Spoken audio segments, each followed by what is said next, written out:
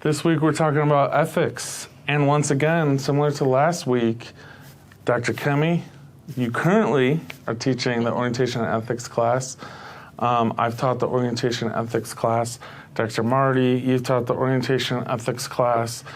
Dr. Wimmer, do you teach? I don't think I do anything. Oh, you don't do anything. No, okay, yeah. okay. But as you know, ethics is a part of everything we do, right? And so here's my question.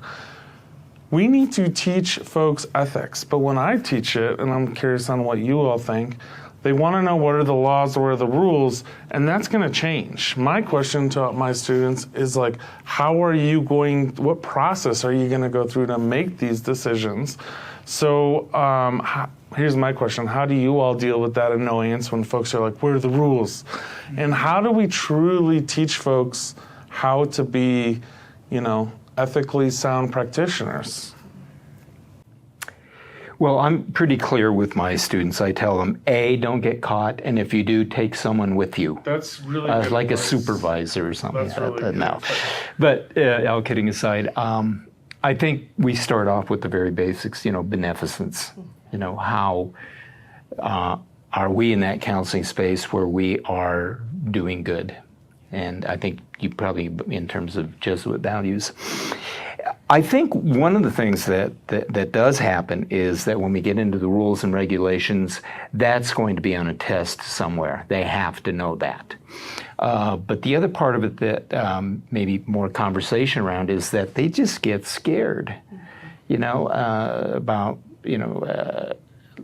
cease and desist letters and losing your license and so on and so forth. And I think sometimes they lose what the spirit about the ethical considerations are, and that, of course, is do no harm more than anything else. I just recently had a situation where I was conceivably, technically unethical. I had a client give me 2 tickets to like a race card thing. And I had to think, all right, I could go ahead and say, no, I'm sorry, the rules are very specific about this. Colorado revised statutes 14 point. But I also knew that it would damage the relationship in terms of it was a very small thing. And I told him, well, if it's a Lamborghini, then that's different. I'll have to quit my job. Mm. And were you like, well, I have to take my department chair with me as well, so. We have to go. But yeah, so that's been my experience really teaching the ethic and trying to make sure that it comes alive. It's not just, this is the rule. Then to go ahead and say, why do we have that rule?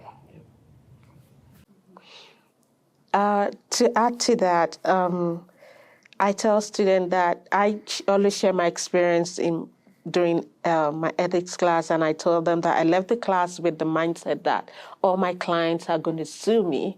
And I always tell students that that's not the purpose why I'm teaching this class. The purpose why we're in this class is to help us to practice ethically, is to help us to work with our clients so that we do no harm to them, and also to respect the client's autonomy, that it's their choice. They can't, and counseling is not it's not a death sentence. So they have a choice in this process. Also, I help my students to see that, yes, there's no gray area. There's no right or wrong. The ethics code, the ACA code will not tell you, don't do this. Even the law will not say, don't do this. You have to sit in your intuition. You have to sit with yourself. You know your client first. And also, don't forget your cultural piece there, because if we go by everything the law says, then we are neglecting the person of the client. Because sometimes some things like the gift we are talking about could be the client's culture. That is something they do. But the law says, gift giving, you have to be mindful of that. Yes, I tell them you have to be, but if you're not going to collect gift with a client, let the client know ahead of time that, okay, this is not a practice that I engage in. Talking about the dual relationship, what is the intention behind that? Everything you do in that space, I always work with students, is your intentionality. Why are you doing what you do? Even the decision that you're making, why are you making that decision? Is it for you or for the client? And again, we are the ones that now have to we're teaching teachers how to teach this, right? And just, I had the other day a student come into internship, and I was really proud of them because I think that there was psychological safety, and they brought up a case to the class. And one thing I've learned with students is like when they are hiding and aren't sharing what's going on, that's a problem, right? Now, when they first kind of shared the case, and I'll leave the details out, most of the class was like, what are you doing, right?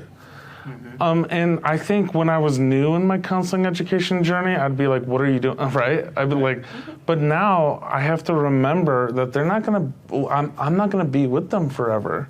So I have to, and I loved what like you were talking about, Dr. Kemi, like what is your intention? So as a counselor educator, I had to ask them questions in a very curious way so that they could tap into their own wisdom for them to state like, no, I should most likely not, go to this event with my client, but only I think by being curious and allowing them space to think through it and to normalize that it makes sense that you're thinking about this way. But I don't know, I think that's one of the hard things for new counselor educators is they'll hear new counselors say something and we want to just be like, what are you doing? Rather than like what you're still with the, hey, tell me a little bit about your thoughts on this and how you're landing to that being the right thing to do. Go ahead. Thank you for bringing the cultural piece. I can tell you in the Native American community, it's not uncommon to do some of your best therapy at the laundromat. We have an ethnocentric model that states we have a 50-minute hour, which makes no sense to me. It's not 50 minutes, it's an hour. And it's in a certain kind of room with certain kind of chairs and so on and so forth. And I think we do, with certain clients that are culturally diverse, I think that it's important that students think about that and how that might actually be problematic in the fact that you're going into an office where probably not that different than an office with, probation or whatever, but that there is that. And I think it's just important just to ask yourself that question. Yeah. So I'm sorry. No. Well, and I think that ties into some of the thoughts that you all were sparking in me was the kind of the teaching how to think piece as opposed to teaching the what to think. And this is the law, this is the ethics. Yeah. So you have to do these sorts of things, but like how to intentionally think about those things.